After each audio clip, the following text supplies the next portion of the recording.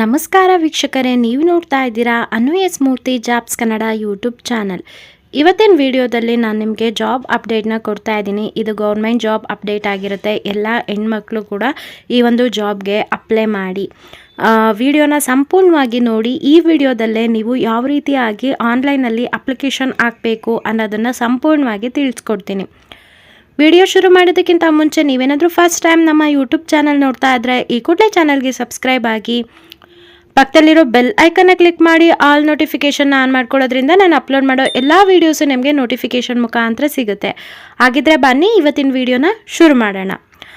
ಇಲ್ಲಿ ನಿಮಗೆ ಅಂಗನವಾಡಿ ಕಾರ್ಯಕರ್ತೆಯರು ಮತ್ತು ಸಹಾಯಕಿ ಹುದ್ದೆಗಳಿಗೆ ಕರೆದಿದ್ದಾರೆ.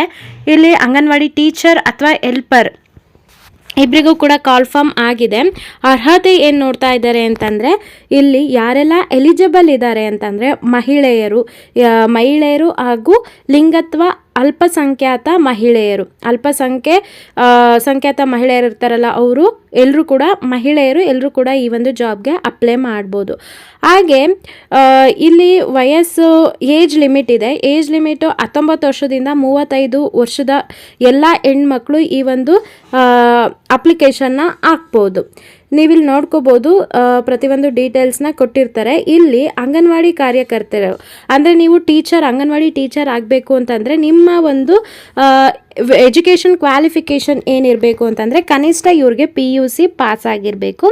SSLC ಅಲ್ಲಿ ಕನ್ನಡ ಭಾಷೆಯನ್ನು ಪ್ರಥಮ ಅಥವಾ ದ್ವಿತೀಯ ಭಾಷೆಯನ್ನಾಗಿ ಓದಿರಬೇಕು.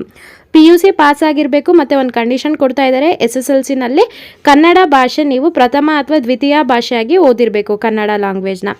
ನೆಕ್ಸ್ಟು ಅಂಗನವಾಡಿ ಕಾರ್ಯಕರ್ತೆಯರ ನೇಮಕಾತಿ ಸಂದರ್ಭದಲ್ಲಿ ಸರ್ಕಾರದ ಅಂಗೀಕೃತ ಸಂಸ್ಥೆಗಳಿಂದ DSCRTಯಿಂದ ECC diploma course, JOC course, NTT ಕೋರ್ಸ್ಗಳನ್ನು ಹಾಗೂ ಅಂಗನವಾಡಿ ಚಟುವಟಿಕೆಗಳಿಗೆ ಸಂಬಂಧಿಸಿದಂತೆ ಡಿಪ್ಲೊಮೊ ನ್ಯೂಟ್ರಿಫಿಯನ್ ಹೋಮ್ ಸೈನ್ಸ್ ಸರ್ಟಿಫಿಕೇಟ್ ಕೋರ್ಸ್, 1 ವರ್ಷದ ನರ್ಸರಿ ಅಥವಾ ಪೂರ್ವ ಪ್ರಾಥಮಿಕ ತರಬೇತಿ ಪಡೆದು ಪ್ರಮಾಣ ಪತ್ರ ಹೊಂದಿದವರಿಗೆ ಮೊದಲು ಆದ್ಯತೆ ನೀಡುವುದು ಹಾಗೂ ಸದರಿಯವರಿಗೆ ಬೋನಸ್ +5 ಅಂಕಗಳನ್ನು ನೀಡುವುದು. ಇವರು ಈ ಒಂದು ಜಾಬ್ಗೆ ಯಾವುದೇ ರೀತಿಯಾದಂಥ ಪರೀಕ್ಷೆ ಇರಲ್ಲ, ಯಾವುದೇ ರೀತಿಯಾದಂಥ ಇಂಟರ್ವ್ಯೂ ಇರೋದಿಲ್ಲ. ಜಸ್ಟ್ ನೀವು PUC ಪಾಸ್ ಆಗಿರಬೇಕು, SSLCನಲ್ಲಿ ಕನ್ನಡ ಭಾಷೆ ನೀವು ತೊಗೊಂಡಿರಬೇಕು. ಇಲ್ಲಿ ಏನು ನಿಮಗೆ ಪ್ಲಸ್ ಅಡ್ವಾಂಟೇಜ್ ಆಗ್ತಿದೆ ಅಂತಂದರೆ, ಯಾರಾದರೂ JOC ಕೋರ್ಸ್ ಅಂದರೆ ಇದು ಟೈಲರಿಂಗ್ ಸಂಬಂಧಪಟ್ಟಂಗೆ ಇರುತ್ತೆ, JOC ಕೋರ್ಸ್ ಆಗಿರಬೇಕು. ಮತ್ತು NTT ಆಗಿರಬೇಕು, ಟೀಚರ್ಸ್ದು NTT ಟ್ರೈನಿಂಗ್ ಇರುತ್ತೆ, ಅದಾಗಿರಬೇಕು. ಅಥವಾ ನಿಮ್ಮ ಹತ್ರ ಯಾವುದಾದ್ರೂ ಇಲ್ಲಿ ಮೆನ್ಷನ್ ಮಾಡಿರೋ ಯಾವುದಾದ್ರೂ ಒಂದು ಸರ್ಟಿಫಿಕೇಟ್ ಇತ್ತು ಅಂತಂದರೆ ನಿಮಗೆ ಬೋನಸ್ ಆ್ಯಡ್ ಆಗುತ್ತೆ. ಮೊದಲಿಗೆ ಪ್ರಿಫರೆನ್ಸ್ ನಿಮಗೆ ಕೊಡ್ತಾರೆ. ಇದು ಒಂದು ಕಂಡೀಷನ್ ಅಂತ ಹೇಳ್ಬೋದು. ನೆಕ್ಸ್ಟ್ ಇಲ್ಲಿ ಹೆಲ್ಪರಿಗೆ ಬರೋದಾದರೆ, ಇಲ್ಲಿ ಹುದ್ದೆಗೆ ಕನಿಷ್ಠ ವಿದ್ಯಾರ್ಥಿ SSLC ಅಥವಾ ತತ್ಸಮಾನ ತರಗತಿಯಲ್ಲಿ ಉತ್ತೀರ್ಣರಾಗಿರಬೇಕು. ಇಲ್ಲಿ SSLC ಪಾಸ್ ಆಗಿರಬೇಕು ಅಥವಾ ಈಕ್ವಲೆಂಟ್ ಯಾವುದೇ ಇದ್ರೂ ಕೂಡ ನಡೆಯುತ್ತೆ. ಇದು ಯಾವುದು ಹೆಲ್ಪರ್ಗೆ. ಕರ್ನಾಟಕ ರಾಜ್ಯ ಪ್ರೌಢ ಶಿಕ್ಷಣ ಪರೀಕ್ಷಾ ಮಂಡಳಿ ನಡೆಸುವ ಮುಕ್ತ ಶಾಲೆ, ಮುಕ್ತ ವಿದ್ಯಾಲಯಗಳಲ್ಲಿ SSLC ತೇರ್ಗಡೆ ಹೊಂದಿದ ಅಭ್ಯರ್ಥಿಗಳಿಗೆ ಪ್ರಥಮ ಅಥವಾ ದ್ವಿತೀಯ ಭಾಷೆಯಾಗಿ ಕನ್ನಡ, ಇಲ್ಲೂ ಕೂಡ ಕನ್ನಡನ ತಗೊಂಡಿರಬೇಕು. ಇಲ್ಲಿ 625ಕ್ಕೆ ಕನಿಷ್ಠ ನೀವು 290 ಅಂಕ ತಗೊಂಡಿರಬೇಕು. ಯಾವುದಕ್ಕೆ? ಹೆಲ್ಪರ್ಗೆ ಅಪ್ಲೈ ಮಾಡೋದಕ್ಕೆ. ಇದನ್ನು ನೀವು ಓದ್ಕೋಬೋದು. ಜನಸಂಖ್ಯಾ ಆಧಾರದ ಮೇಲೆ ಮೀಸಲಾತಿ, ಇಲ್ಲಿ ಮೀಸಲಾತಿ ಕೂಡ ಇರುತ್ತೆ. ನೀವು OBCಗೆ ಬರ್ತೀರಾ, 2Aಗೆ ಬರ್ತೀರಾ, SC STಗೆ ಬರ್ತೀರಾ, ಅದನ್ನು ನೋಡಿಕೊಂಡು ಅಪ್ಲೈ ಮಾಡಬೇಕಾಗುತ್ತೆ. ನೆಕ್ಸ್ಟ್ ನಾನು ಅಪ್ಲೈ ಮಾಡಬೇಕಾದ್ರೆ ಹೇಳ್ಕೊಡ್ತೀನಿ. ಇದನ್ನೆಲ್ಲ ನೀವು ಓದ್ಕೊಳ್ಳಿ.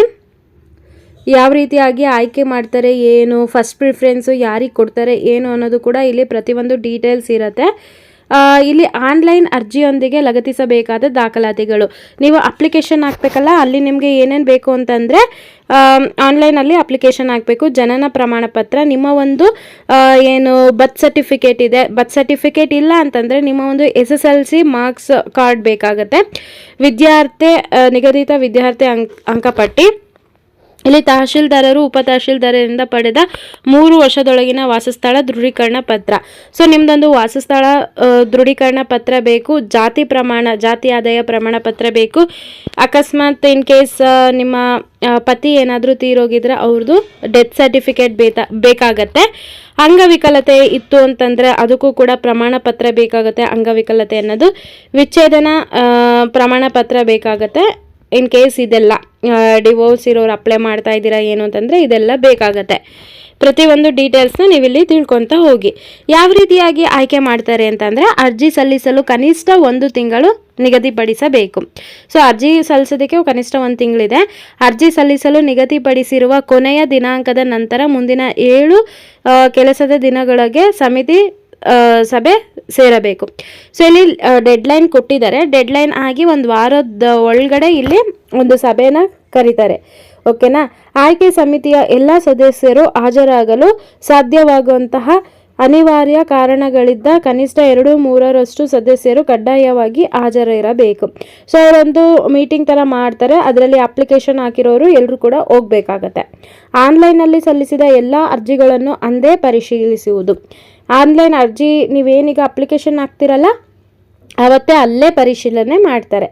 ಆನ್ಲೈನ್ ಅರ್ಜಿಯೊಂದಿಗೆ ಯಾವುದೇ ಅಗತ್ಯ ದಾಖಲೆಯನ್ನು ಸಲ್ಲಿಸದೇ ಇದ್ದಲ್ಲಿ ಅಂತಹ ಅರ್ಜಿಗಳನ್ನು ತಿರಸ್ಕರಿಸುವುದು. ಅಲ್ಲಿ ಮೆನ್ಷನ್ ಮಾಡಿದಾರಲ್ಲ ಏನೇನು ಸರ್ಟಿಫಿಕೇಟ್ ಬೇಕು ಅಂತ, ನೀವು ಅದೇನಾದರೂ ಕೊಡಲಿಲ್ಲ ಅಂತಂದರೆ ಸೊ ನಿಮ್ಮನ್ನ ನೆಗ್ಲೆಕ್ಟ್ ಮಾಡಿಬಿಡ್ತಾರೆ. ಓಕೆನಾ. ಇದೆಲ್ಲ ನೀವು ಓದ್ಕೋಬೇಕು.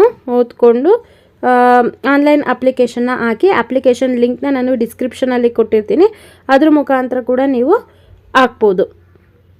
ನಮ್ಮ ವಿಡಿಯೋಸು ನಿಮಗೆ ಇಷ್ಟ ಆಗ್ತಾ ಇದ್ದರೆ ಈ ಕೂಡಲೇ ಈ ಚಾನಲ್ಗೆ ಒಂದು ಸಬ್ಸ್ಕ್ರೈಬ್ ಆಗಿ ಮತ್ತು ಲೈಕ್ ಮಾಡಿ. ಹಾಗೆ ಯಾರಿಗೆಲ್ಲ ಜಾಬ್ ಅವಶ್ಯಕತೆ ತುಂಬ ಇರುತ್ತೆ ಅಂಥವ್ರಿಗೆ ಈ ವಿಡಿಯೋನ ಶೇರ್ ಮಾಡಿ. ಇವಾಗ ಯಾವ ರೀತಿಯಾಗಿ ಅಪ್ಲೈ ಮಾಡಬೇಕು ಅನ್ನೋದನ್ನ ನಾನು ಹಾಗೆ ತೋರಿಸ್ಕೊಡ್ತೀನಿ ನಿಮಗೆ. ನೋಡಿ, ಇಲ್ಲಿ submit application for the post office ಅಂತ ಇದೆಯಲ್ಲ, ಅದ್ರ ಮೇಲೆ ಕ್ಲಿಕ್ ಮಾಡಿದ ತಕ್ಷಣ ಈ ರೀತಿಯಾದಂಥ ಒಂದು ಇಂಟರ್ಫೇಸ್ ಬರುತ್ತೆ.